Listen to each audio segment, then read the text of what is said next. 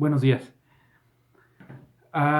El siguiente tema que tenemos que revisar es la declaración de ausencia y la presunción de muerte, ¿vale? Ah, la, esto es importante. Ustedes dirán, ¿por qué tendría yo necesidad de declarar a alguien ausente o que esté presuntamente muerto? Tiene muchas implicaciones, ¿sí? O puede ser necesario en determinadas circunstancias, ¿sí? En este país tenemos muchos migrantes que van a Estados Unidos a trabajar y jamás se vuelve a saber de ellos. No se sabe si están fallecidos, si fueron esclavizados, si se ahogaron, si quedaron en el desierto, un montón de situaciones que pueden acontecer. Y bueno, la familia queda en una incertidumbre que tarde o temprano se traduce en cuestiones legales que se tienen que realizar, ¿no? Ah, si el esposo se fue a Estados Unidos y no sabemos nada, y la esposa no sabe nada de él, y tiene la necesidad de enajenar un bien, por ejemplo, que estaba a nombre del ausente, bueno, pues para eso sirve estos procedimientos, ¿no? Hay muchas situaciones, ¿no? Si una persona ha fallecido, por ejemplo, y uno de los herederos no es posible localizarlo, pues puede ser que sea necesario una declaración de ausencia y el procedimiento de presunción de muerte, ¿no? Y independientemente de eso, insisto, tenemos que saberlo que existe, tienen ustedes que saber que existe, ¿no? Bien, para empezar tendríamos que deslindar algunos conceptos, ¿no? Ausencia es la situación jurídica de una persona física de cuya existencia se duda por falta prolongada de noticias. Eso significa la ausencia, ¿no? La presunción de muerte es la suposición del fallecimiento de una persona física en razón de su ausencia prolongada o de una exposición a un riesgo considerable, ¿sí?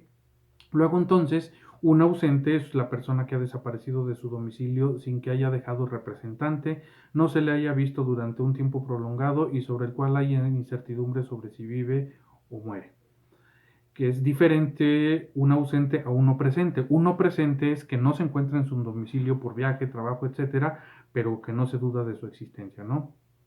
Y el, el, el el desaparecido es a quien se le dejó de ver desde un accidente, catástrofe y existen probabilidades de que esté fallecido. Bien, uh, esos son algunos conceptos, ¿sí?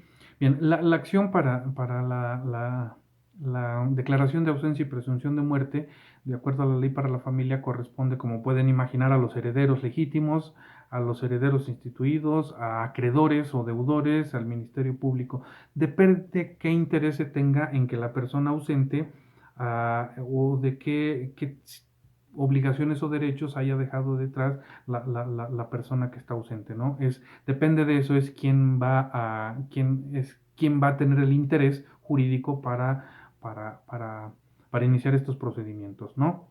Bien, el procedimiento es más o menos como sigue. Lo primero, con la declaración de ausencia, son las medidas provisionales, ¿sí? Es decir, pues hay que ver qué pasa con su patrimonio, ¿sí?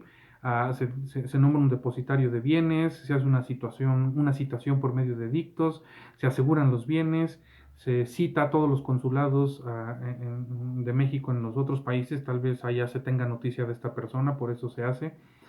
Se nombra tutores a los menores de edad que, por ejemplo, estaban bajo la patria potestad o la tutela del ausente, ¿no?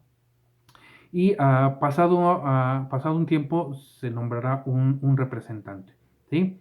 Bien, después, esas son las medidas profesionales. Después viene ya propiamente la declaración de ausencia, que se hace 2 años después de haber nombrado un representante dentro de las medidas provisionales, ¿sí? Luego la demanda se publica en el periódico oficial y en los principales diarios de la ciudad en donde haya vivido el ausente, ¿no? Y 4 meses después de la última publicación de dictos, el juez declara su ausencia. Bien. Viene el tercer paso después, que es ya propiamente la presunción de muerte, que se inicia o se solicita después de 6 años de la declaración de ausencia, ¿sí? Esta presunción de muerte puede reducirse en ciertos casos, ¿sí? cuando haya habido un incendio, por ejemplo, un terremoto, ahí puede acortarse el procedimiento. Bien.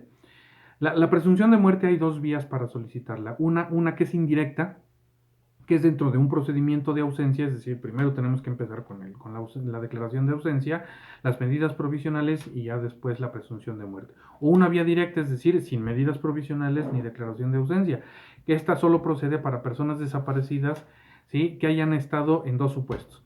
Primero, que hayan estado en alto riesgo, por ejemplo, en una guerra, un naufragio, una inundación, y se les solicita 2 años después de la desaparición. ¿Sí? Insisto, aquí sin declaración de ausencia antes. Ah, y la segunda forma es personas que hayan estado en riesgo extremo, en una incendio, explosión, terremoto, catástrofe, ¿sí? Y se solicita 6 meses después de la desaparición, ¿vale? Ese es son las dos vías para la presunción de muerte. Bien, espero que con esto haya quedado un poquito más claro. Ahí la legislación al respecto sí toca el Código Civil Federal, toca el Código Civil del Estado de Hidalgo y toca la Ley para la Familia del Estado de Hidalgo y el Código de Procedimientos Familiares.